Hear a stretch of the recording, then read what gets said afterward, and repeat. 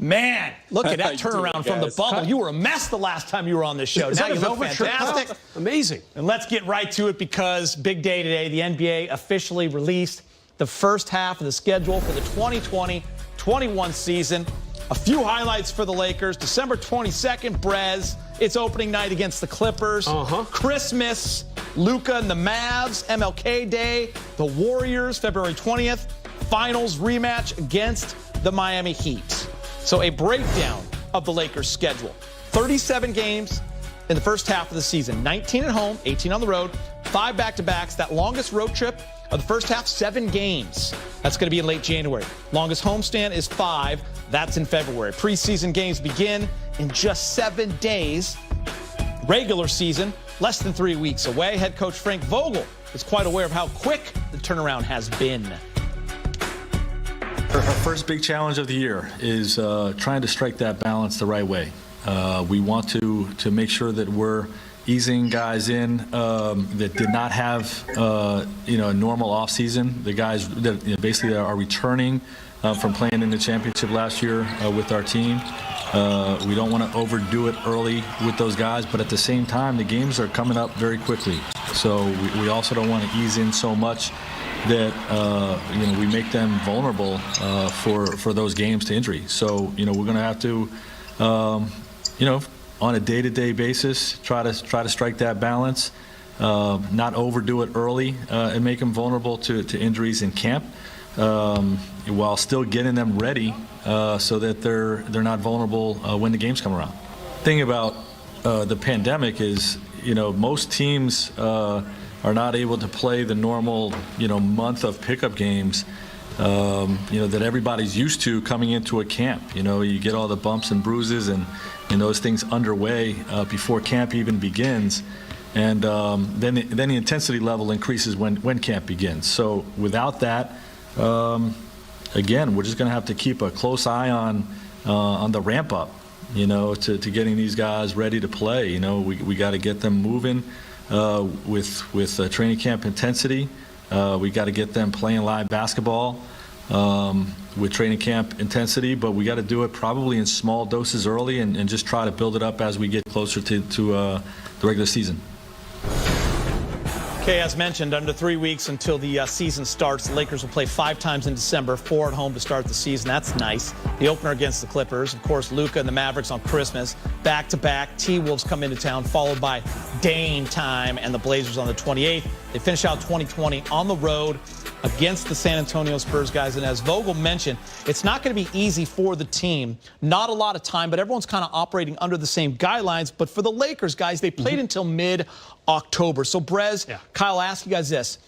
How does Frank Vogel and this team navigate first month or so with the guys who just got done playing and are tired and the new pieces that have to get integrated? Yeah, 2 words. Very carefully. I mean, no doubt he's going to kind of appeal to LeBron. LeBron, what do you want to do? How are you feeling? Are you feeling fresh? Do you need some time off? Do you want to play? Just reduce minutes.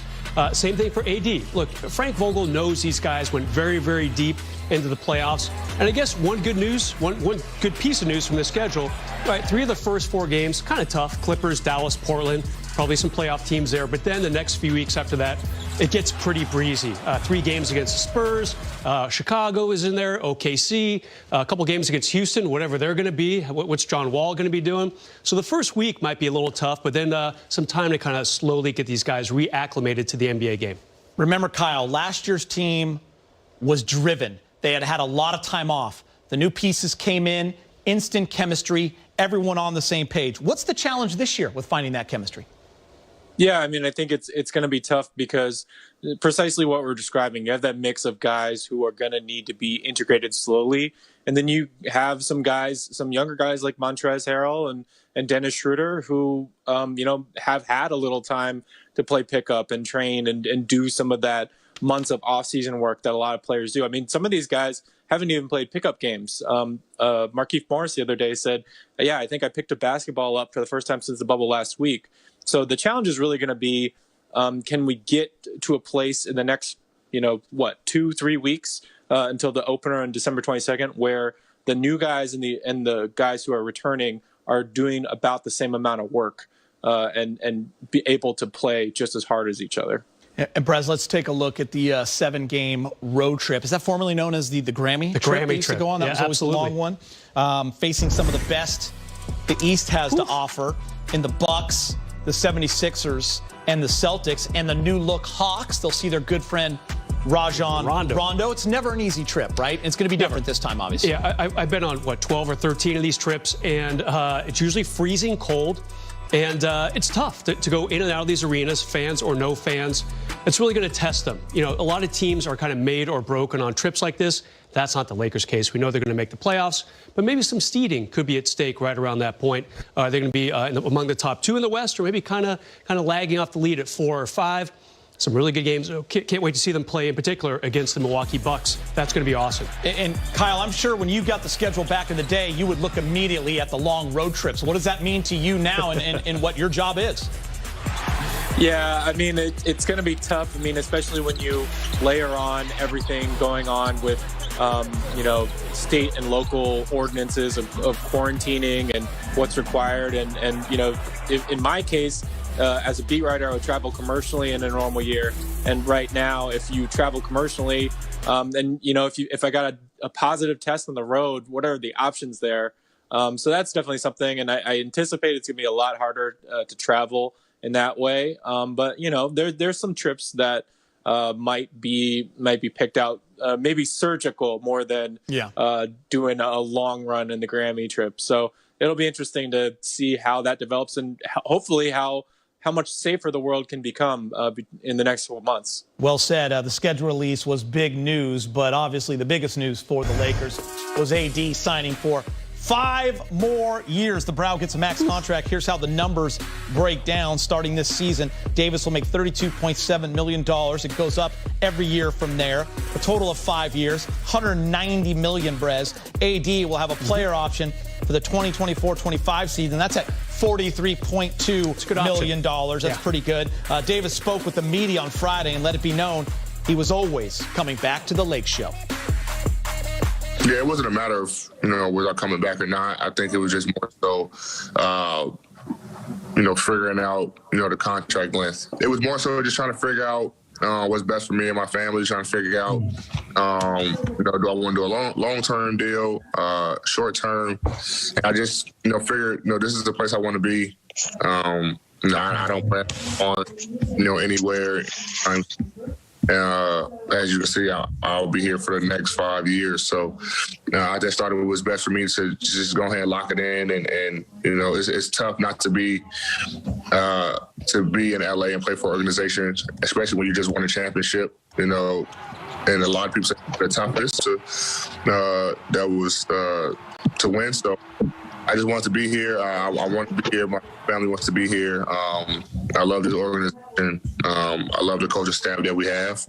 And they're always product on the floor to be able to be for the championship. So I just figured, why not be here?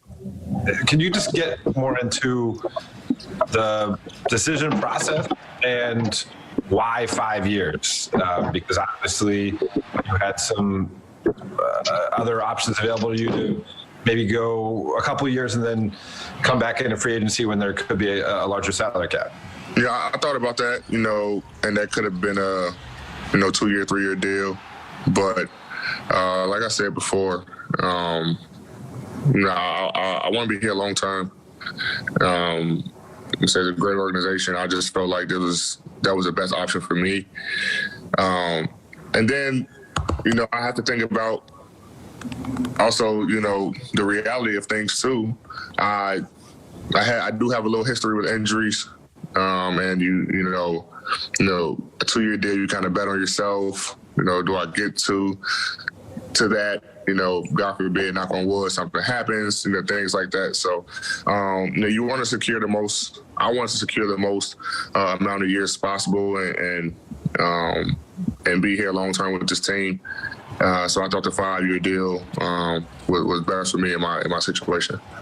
I just want to get your thoughts, your own personal goals for this upcoming season. It's really hard for me to kind of set goals like MVP, DPOY. I just kind of let that happen. I just like to let those things just fall into place. If I go out there play the way I'm supposed to, and up to my potential, then those things just happen. But a goal is to win another championship. I want to be the head of our defense.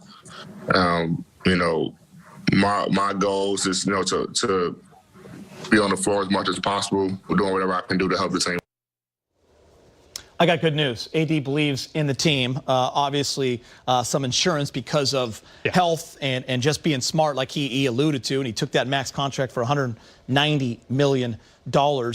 Means he has faith in this organization. Brez, Kyle, what a great day for the Lakers. Yeah, just listening to that Zoom chat today, I thought it was very impressive what he said. He said, I've had a lot of teammates in the past. Never was on a team so close as last season. He really enjoyed being on this team, whether it was kind of learning next to LeBron James or having fun with Jared Dudley. Kuz is kind of a wild, unpredictable guy. Probably had fun kind of talking to the young guy a lot. He really enjoyed being with this franchise and on this team. Helps win a championship. He looks pretty happy right there, too. But I really take him at his word. And also the fact that he said, hey, I've had some injury problems in the past, so I'm just going to take the 5 years now. And who's happy about it? Everybody in that Laker organization, no doubt. Kyle, it's hard to fathom he could be even better. He had a monster year last year. It ends holding the Larry O'Brien trophy. He was the top 2 defensive player in the league. A lot of us thought he should have won that award. Do you have even greater expectations for him this year coming off a championship? Yeah, and I think Jared Dudley probably outlined the best expectations is that, hey, Anthony Davis should go win MVP. And we know he's one of the best two-way players. Obviously, just being on the Defensive Player of the Year award list while being a 26 point per game scorer. I mean, that tells you the story right there. So I think that's part of it. AD's right in that, if he does everything right, that will take care of itself. But, I mean, the guy can be more assertive, and we can see him maybe take more of an equal stature in that partnership with LeBron James. He knows how to win now. He doesn't need to be taught that. I expect him to kind of take a step up in that category this season as well. Yeah, I like to see more game-winning threes. You think that might be a possibility? I mean, the guy was so dynamic in the bubble, did it in a couple different playoff rounds. I think kind of a little bit of both. Like, there'll be games where you can kind of tail off a little bit. The Lakers are better on paper than they were a year ago. So he can kind of say, you know what, go ahead, Montrez. Go ahead, Schroeder. You guys do some scoring. Kind of like LeBron before last season said, AD, I want the offense to run through you. Hey, he's still going to be a top 5 player. He can just kind of sit out a few games, worry-free. Maybe, hopefully for his sake, sit out some fourth quarters if the Lakers have comfortable leads, because this team is better, so he can be a little more efficient and maybe not play as many games or even as many minutes per game. He and LeBron proved it last year. They can play an entire season. They can play every single game. They only missed a couple.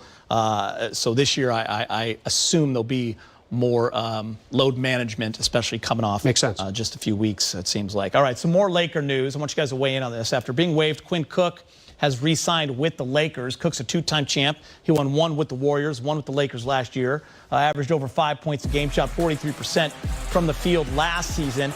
He also was notably left behind at the arena after the Lakers won the title. Instagram gold Forgot about right that. there. Kyle, jump in on this. Brez and I talked about it yesterday. Jared Dudley's really important to this team because of the chemistry, new guys coming into the locker room. Quinn Cook, you can make an argument, just as important from that standpoint. Yeah, absolutely. I mean, Quinn's a guy who is just super likable, super engaging. I kind of remember last year at an Anthony Davis event where there were a lot of people milling around. Quinn Cook was just sort of one of the people around. I mean, and was doing Papa Shot with a bunch of college kids or something. He's just a guy who likes to hang out, is very normal, engages people on social media, talks for hours about DC pickup games. He's just a likable culture setter and a guy who gets along in any locker room, knows a lot of people around the league, is well liked by the people in the league, and can come in and hit some shots every once in a while. And Brez, he's the Madden defending champion on this team. That's important. That's huge. You know, a lot of bragging rights at stake, and X's The and real O's. title defense. the real defense. Some X's and O's real quick. This is the type of guy you can kind of plug in there if a Schroeder has a game off, or again, if AD or LeBron say, you know, we're not going to play this game in Charlotte in March or April. Let's get some scorers out there. Quinn Cook could be pretty early off that bench. I love what Rob in the front office has done, putting these kind of pieces with the superstar talent that they have. All right, still to come. Lakers, Rob Pelinka has put the Lakers back in a position to once again lift. So carry forward the torch with AD, lining up with his age. I think Schroeder's a great example of that. Obviously, Montrez, another great example, just lining up with AD's age. And I think we want to strive to try to keep our young players that we have on this team. We like the core. We like how it lines up. And I think Dennis, Kyle, Kuzma is up for an extension. These are things that we're continuing to focus on, but we like how the team got younger, faster, and our intention would be to try to keep that identity and that core together. Rob, if I could start you just with your thoughts on the impact of LeBron and AD's signing and, you know, committing to future years with the franchise. What is the biggest thing that you take out of that and what that means? I think probably the word trust. You know, I think AD and LeBron, I think, share a common quality with us of just being about the work and trusting the work. And I think yesterday when we got the commitment from both of those players, it was just a great day that was defined by the trust we've built in the relationships with those guys. I was wondering to the extent that you can talk to us about those discussions and that decision process to get LeBron under contract through 2023. What was important to you? It wasn't even a debate for us. It was something that was very clear. And we think he's going to be effective and provide extraordinary value for every year he decides to play as a Laker. And I think what was especially satisfying and exciting about this is I think that now you can see with the legacy he's establishing as a Laker that his greatness will be defined here. And I'm sure he'll hang many jerseys someday, but we hope one of those will be a Lakers jersey. So now that LeBron has won a title, I ask you guys this. He's most likely to end his career here. Will we see LeBron's jersey in the rafters one day, Press? I think we will, you know, especially if he wins one more championship over the next few years, which I think is going to happen. And even if he doesn't, you know, what a great debate. And I think it ends with, yes, he will get that jersey up among there with the Laker greats. I mean, Kobe has two of them, but why not give one to LeBron, too? I mean, pretty soon the Lakers will be in the triple digits for some new players down the road. But, you know, I think other players would be honored by this. Cedric Ceballos, Lou Williams, Stu Lance wore number 23. And, of course, one of your favorite players, Geet Von Wafer, also wore number 23. Wow, that's a deep dive you just went into right there. I think at the very least, LeBron is definitely on pace to get that jersey retired up there. Also in Cleveland and Miami, too. I was going to say Cleveland and Miami, too. Quite a few places. What do you think, Kyle? You see it going that way? Yeah, well, first of all, great question by that last reporter to get that. Wow, tremendous surgical question there. Yeah, I think it's obvious. I think LeBron sealed his jersey when he won the championship. And it's not just championship because the Lakers obviously have many. They have 17, and LeBron doesn't begin to stack up against the best Lakers in that category. But I just think of where the franchise was before LeBron decides to walk into cap space, decides to come, decides to bring his talents. And from there, every good thing that's happened in the last 2 years has come from that decision. Anthony Davis wanted to be in LA because LeBron was there and you could compete. He guided them through this really challenging time with the pandemic and into the bubble championship. And now going long term, as many as 5 years and maybe more, I think it's undoubted that he'll one day have a jersey hanging up. Yeah, great point, Kyle. And also, let's not forget, in 2016, Kobe Bryant's last year, this team won 17 games. Yeah. And Kobe had to drag them to that 17 with his big 60-point outburst against Utah. So what a turnaround in just a few short years. LeBron, a big reason, if not the reason why. And also, guys, the Lakers, Kyle, they did get younger in Schroeder and Harrell. I mean, are these the type of players you can see running alongside AD in the future? Yeah, and I think that's definitely part of Rob's thinking. Dennis Schroeder is up for a new contract next summer, and I think, part of the idea when you bring in a guy like that, when you trade a guy like Danny Green and a draft pick, you're thinking, well, I can get more out of this than just 1 year of Dennis Schroeder, and if we win, maybe he's going to make a similar decision as AD did. You see the new contract with KCP. He's about AD's age, and in for the next 3 years, you can extend Kyle Kuzma if you guys figure out a term before the season starts. And obviously Montrez on the hook for the next 2 years. There's options to be young at the core around AD.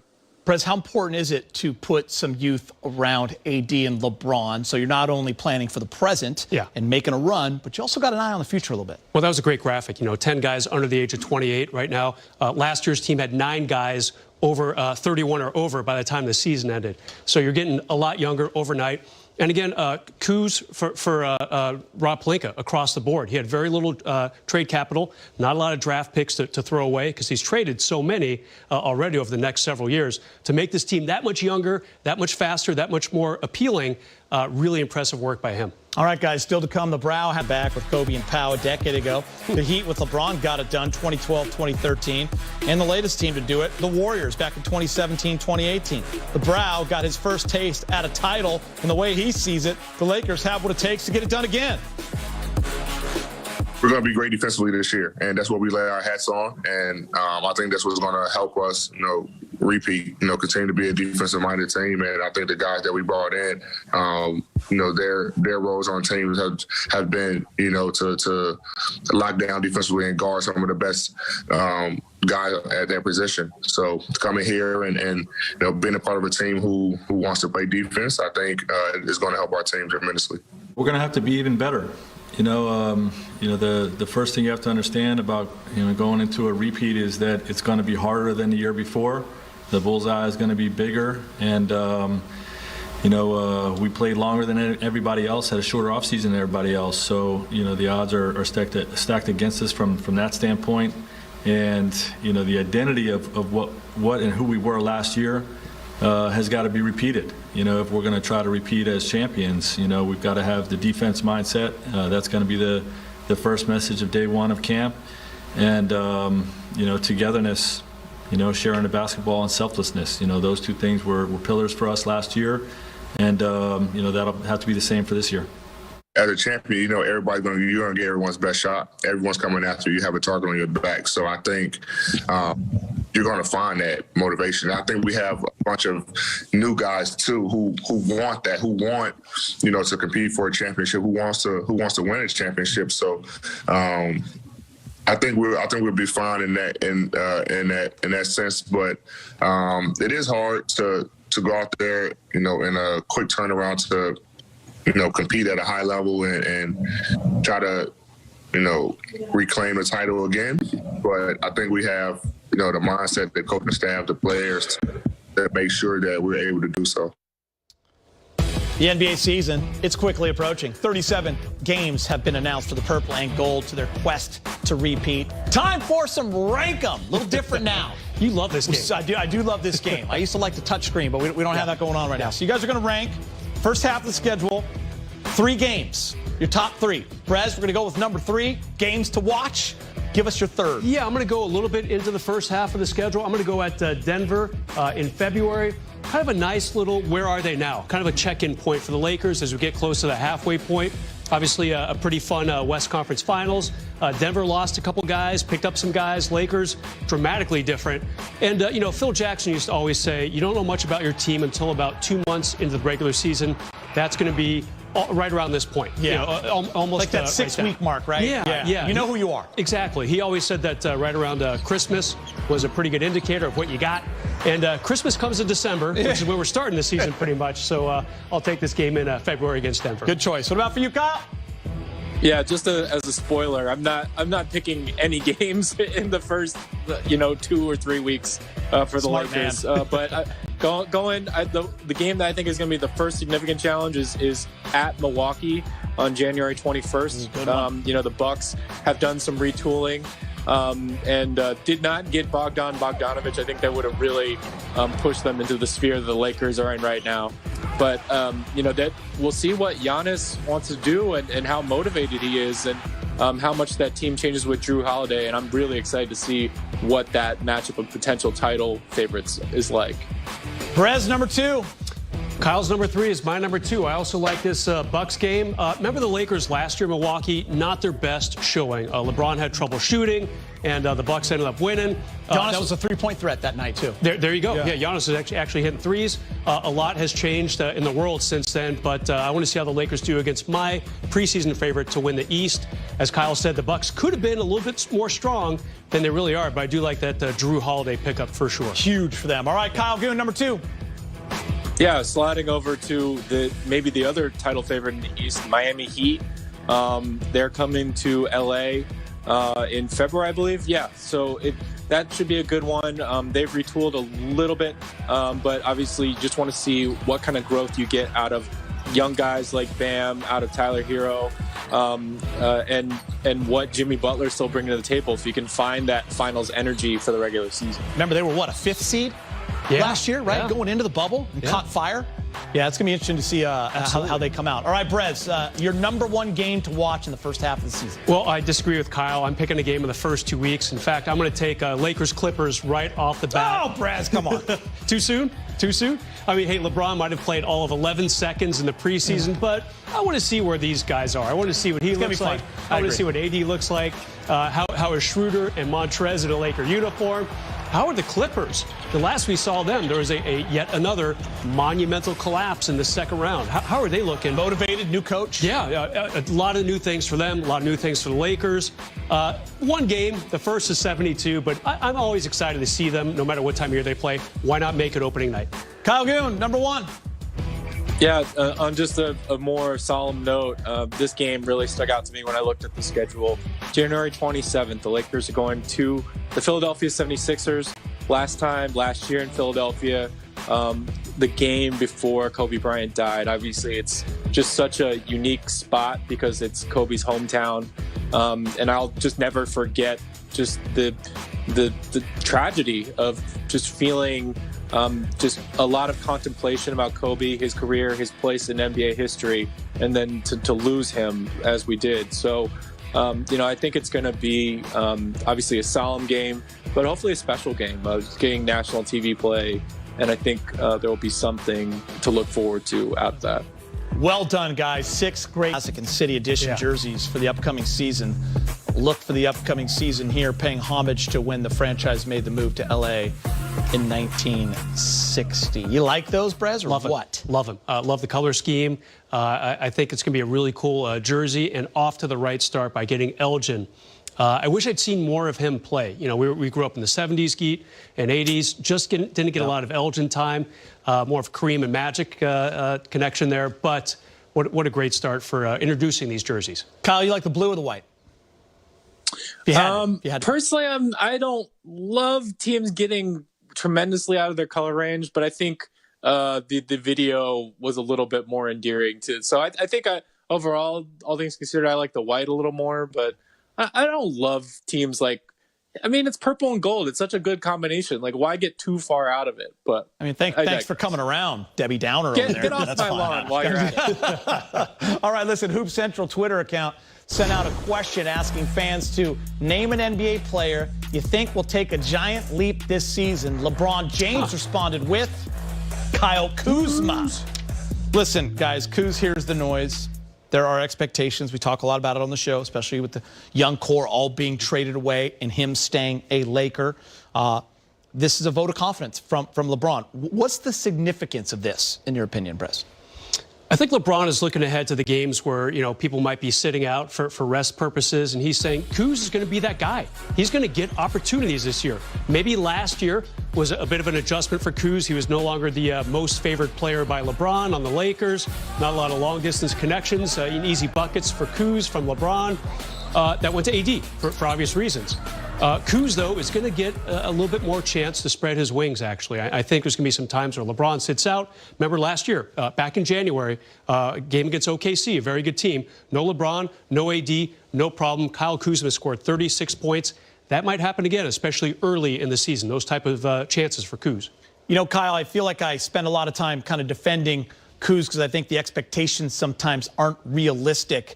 Bottom line, he's a guy that when LeBron or AD don't play, he gets 20. That's just the truth. You can look at the stats. So there's value in that with the type of guy that when he gets the volume, he can score. But when those guys are healthy, he just has to fit a role. And that's what he had to learn how to do last year. Where do you come out on the expectations for Kuz?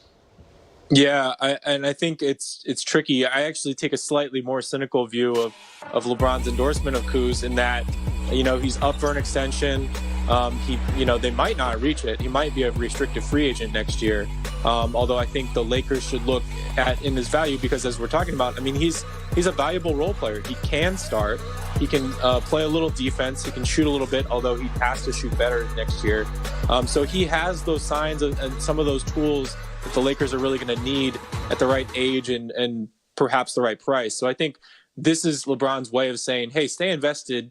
Your teammates believe in you. You may be coming up against some contract stuff in the next year that will feel uncomfortable and the noise may continue, but stay with it, and we believe in you. Brez, he's a streaky guy. If he gets consistent from that three-point line, what can that do for him? That's the key. I mean, regular season last year, 32%, actually dropped down the playoffs to 31%.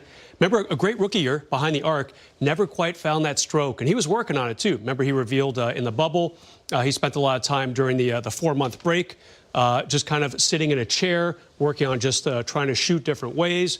It looked good at times, but he just needs to kind of really get better behind the arc. That'll help him a lot.